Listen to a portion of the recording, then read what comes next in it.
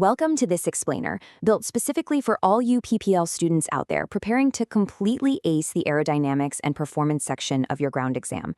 If you've been staring at charts and physics formulas wondering how on earth they actually translate to the cockpit, well, you are in exactly the right place. All right, let's jump right in. We're skipping the fluff today and diving straight into the crucial numbers and the physics of load factors that you absolutely need to memorize. And hey, this isn't just about passing a test. It's about making sure you actually understand the structural limits of the aircraft you're commanding. We're going to hit 4 specific maneuver categories today, exactly as they appear on your syllabus. First up, normal stalls and loads. Then spin dynamics and G-forces, followed by the danger of high-speed stalls, and we'll wrap up with chandelles and lazy eights. Okay, kicking things off with Section 1, normal stalls and loads. Picture this. You're flying straight and level, and you bring the nose up to induce a normal stall. At first, your initial load factor stays right at the standard 1G. However, as the stall actually happens and the wing loses its lift, that load factor rapidly drops towards 0. This is exactly what creates that super distinct floating free in space sensation, because for a brief moment, it feels like nothing has weight. It's kind of surreal in the cockpit, but physically, perfectly normal. Now, this illustrates exactly why your recovery technique is absolutely vital. You've got to be careful here. If you panic and snap that elevator control forward, you're going to impose sudden, negative downloads on the wings that will literally try to lift you right out of your seat.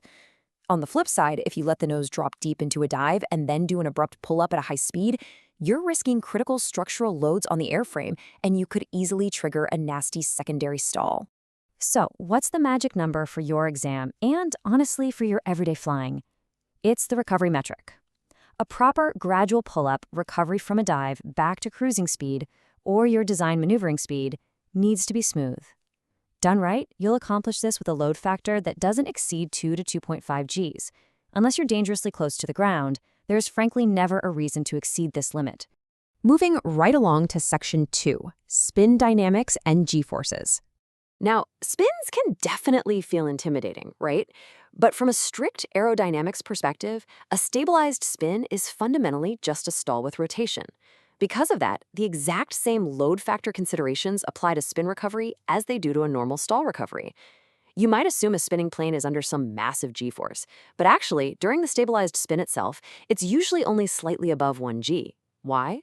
Well, first off, your airspeed is incredibly low, usually within just 2 knots of your unaccelerated stalling speed. And second, the aircraft is pivoting around its vertical axis rather than executing a true aerodynamic turn. But here's the catch. The real G-forces? They sneak up on you during the recovery phase. Because breaking a spin inherently requires a much lower nose attitude than a normal stall recovery, you end up building a lot more airspeed in the resulting dive. Because of that extra speed, when you execute the pull-up to level flight, you're going to hit higher load factors. A proper spin recovery will generally subject the aircraft to a load factor of roughly 2.5 Gs.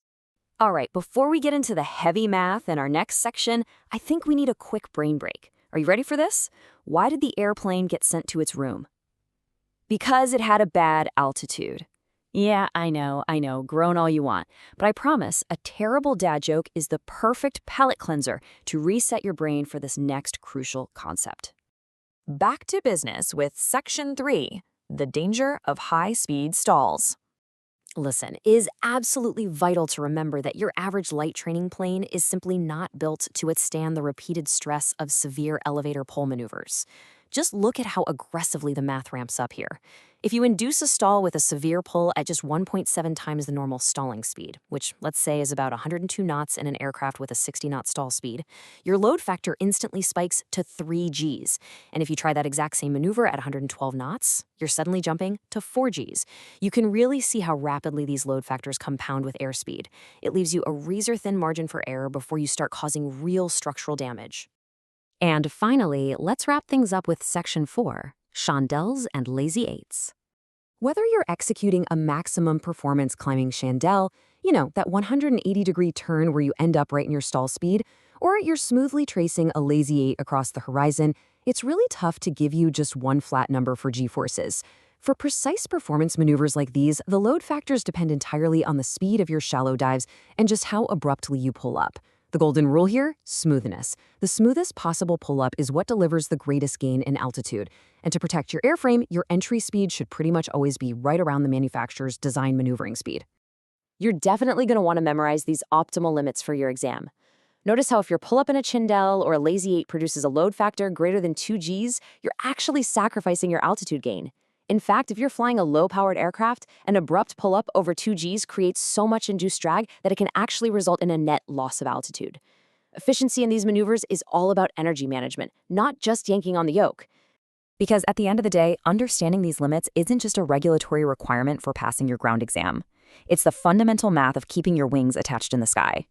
Knowing exactly how your physical inputs dictate the structural load on the plane is exactly what separates a student from a truly safe, competent aviator. So, will you respect the G-limits on your next solo? I highly encourage you to keep studying these concepts. And hey, if this explainer helped clarify the physics of flight for you today, please be sure to hit that like button and subscribe for more ground school explainers. Fly safe out there and good luck on your exams.